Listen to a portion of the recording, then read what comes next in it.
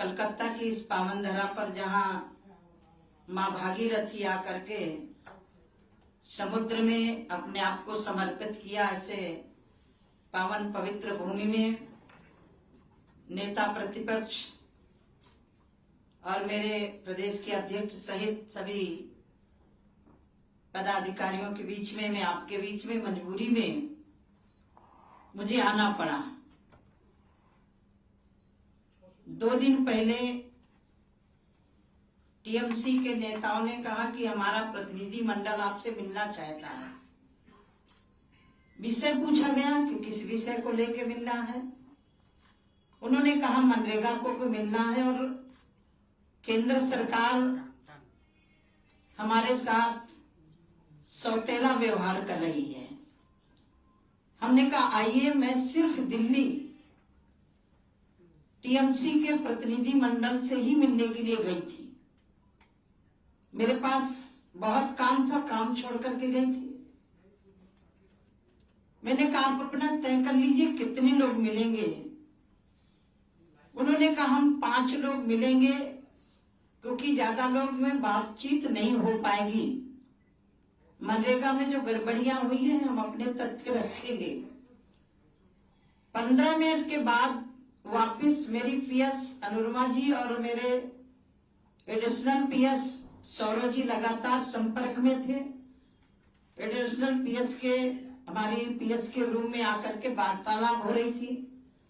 फिर बोले हम लोग 10 लोग मिलेंगे। तो मैंने कहा 10 लोग आ जाइए, मुझे कोई आपत्ति नहीं है। फिर बोले हम जनता के साथ आएंगे। मैंने कहा भाई आपने जो इशू उठाया है मनरेगा का, आपके सेक्रेटरी बैठे, आपके प्रदेश के मंत्री बैठे और दोनों के बीच वार्तालाप होनी चाहिए। जहाँ गड़बड़ियां की है उनको आप पूरा करिए, हम पैसा देने के लिए तैयार हैं। फिर 15 मिनट के बाद 7 बजे के लगभग मेरे पास सूचना आती है कि नहीं, पहले जनता मिलेगी, क्योंकि इनके कार्यकर्ता गए हुए थे। मैंने कहा नहीं, जिस विषय को लेकर के मेरे पास आप बैठे हैं, पहले उस विषय पर आपके डेलीगेट जो आपका आया है उसके साथ में बैठ के बात करूंगी। फिर बाद में आधे घंटे बाद 7:30 के बाद मेरे पास सूचना आती है कि हम सारे सांसद मिलेंगे। मैंने कहा पूरे सांसद आ जाइए, मुझे कोई दिक्कत नहीं है। मैंने तत्काल अपने ऑफिस में व्यवस्था करवाई कि सारे सांसद आ रहे हैं।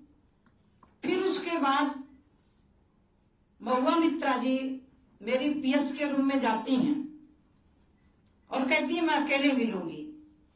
मैंने कहा अकेले तो आप कभी भी मिल सकती हैं, मिलने की मनाही नहीं है, लेकिन आज जो जिस विषय को लेकर के आप प्रतिनिधि मंडल लेकर के आए हैं, पूरा प्रतिनिधि मंडल आपका बैठे और बातचीत हो।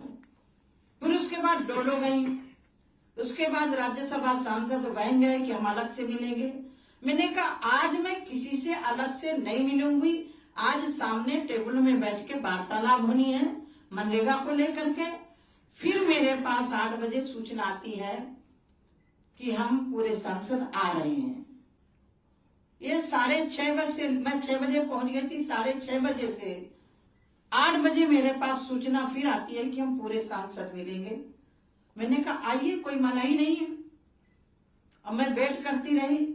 8:20 में फिर मेरे पास सूचना आती है कि हम पहले जनता से आप मिलिए। मैंने कहा जनता तो मेरी है, मुझे जनता से कोई मिलने की दिक्कत नहीं है। पश्चिम बंगाल मेरे से अलग नहीं है, लेकिन जिस विषय को लेकर के आप आए हैं पहले उस विषय पर चर्चा होनी चाहिए। 8:25 पर इन्होंने कहा कि हम जनता से आप नहीं मिलेंगे तो हम नहीं मिलेंगे। मैंने कहा पहले आपसे मिलूंगी, जनता मेरी है, मैं मिलूंगी, कहीं भी मिलूंगी। जिस तरह से महुआ मित्रा जी ने माननीय मोदी जी को मेरे को झूठा बोला, इसीलिए मुझे अपने ऑफिस की वीडियो बनवानी पड़ी। मैं 2.5 घंटा ऑफिस में बैठी रही।